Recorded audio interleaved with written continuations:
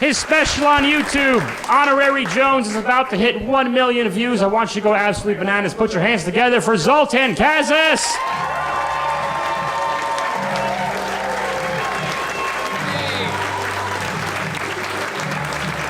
Sunday, we're doing it. Very exciting. You can clap a little, but that's all right. We're here together. Thank you so much for coming out. One more time for Bob, everybody. Make it loud. I love that guy. So he always gives me the best introductions. He gets it all mellow and you're like, is he? That's how he is all the time, by the way. Someone asked him, the waitress asked him yesterday, she's like, what do you normally drink? What do you, Topo Chico? He's like, no, I don't drink coffee. And we couldn't tell if he was serious or messing with her. And today he's like, oh, I thought she said cappuccinos. And then I'm like, wait, we're missing the main part. You don't drink coffee? You look like you're built on coffee. And he's like, no, I don't drink it, just cold water in the morning. That's what that guy does. He wakes up, says hello to his 2 dogs, takes a cold glass of water, probably does some squats, just some, I'm assuming, naked squats. Maybe I'm assuming, I don't know. But thank you guys so much for coming out on a Sunday. I really appreciate it. We're here. We're doing it. There's a lot of things to do on a Sunday. Mainly the best part is nothing, and you decided to do something. And I really appreciate that. We're here downtown in the basement of a brick building in a place that I think brick buildings are illegal. I don't think they're allowed, right? That's not earthquake safe. We live near the fault lines, I think.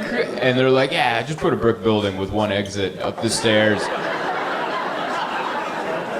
Nothing can go wrong. What are the odds, right? What are the odds? And I'm sure some of you are like, shut up, all right? If my wife was here, she'd be like, knock on wood right now.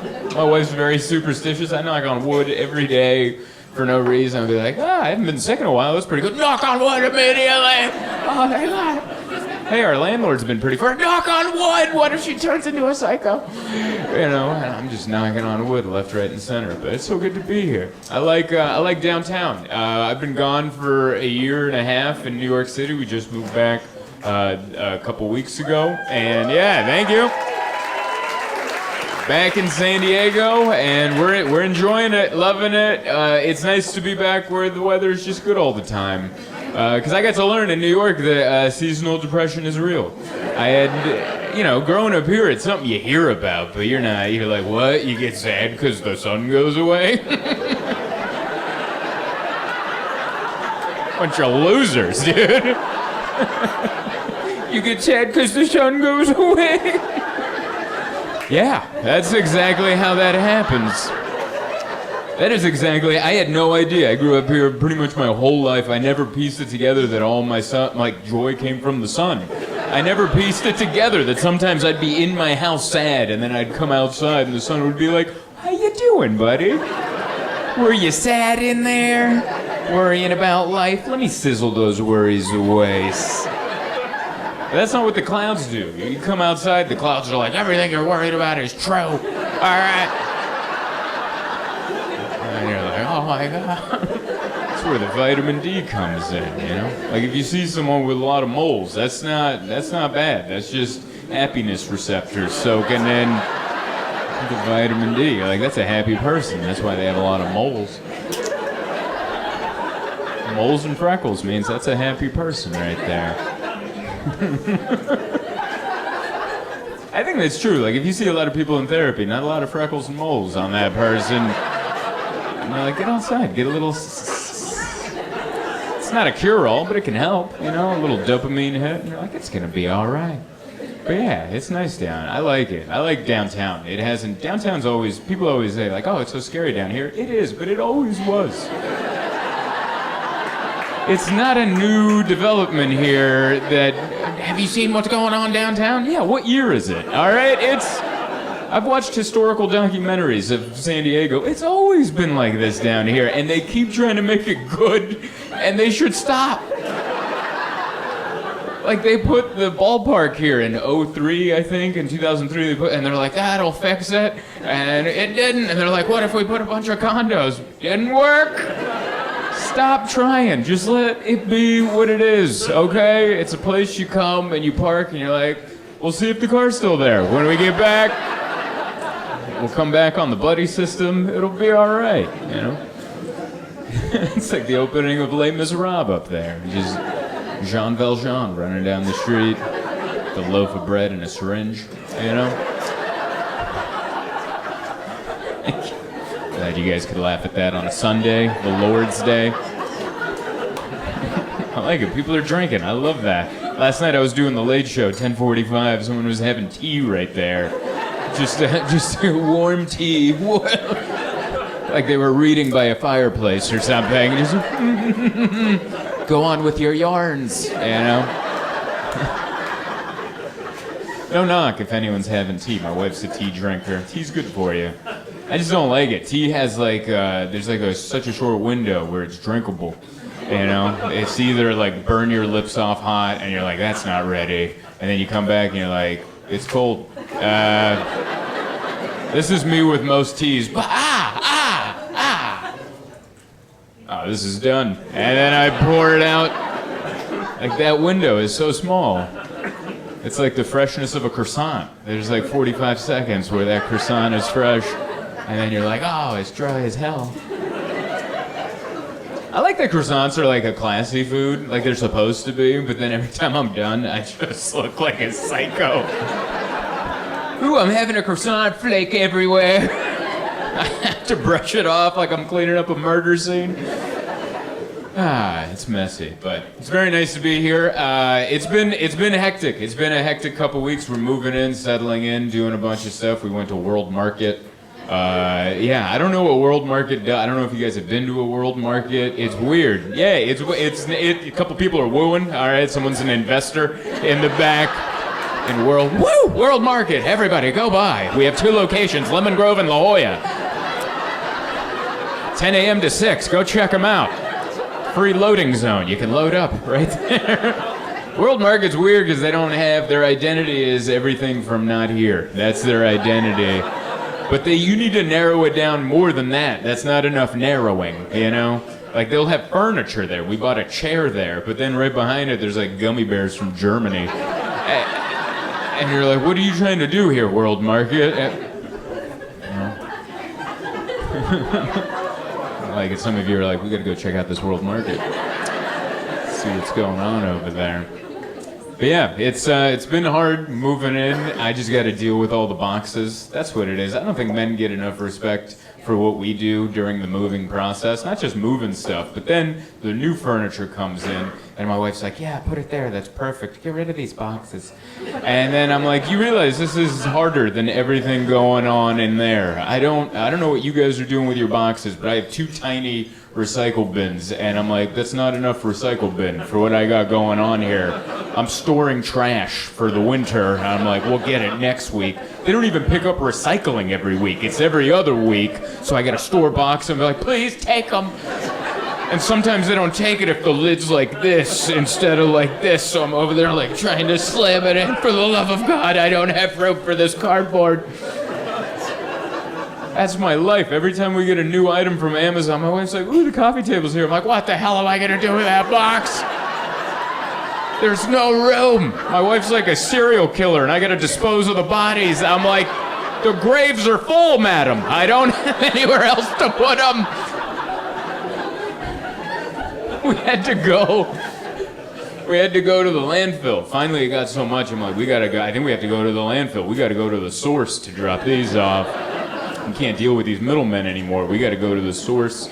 And we went, and I'd never been to a landfill before. I never knew how it worked. I never looked it up. I don't know if you know this, but we're just burying our trash over there.